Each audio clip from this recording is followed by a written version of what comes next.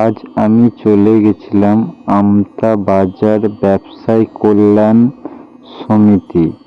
ব্রহ্মা পুজো ছিল, তারই ভিডিও তোমাদের সাথে শেয়ার করছি। ভিডিও ভালো হয়ে থাকলে পরে লাইক ও সাবস্ক্রাইব করতে ভুলবেন না। ফেসবুক থাকতে হয়ে থাকলে পরে পেজটিকে ফলো করবেন।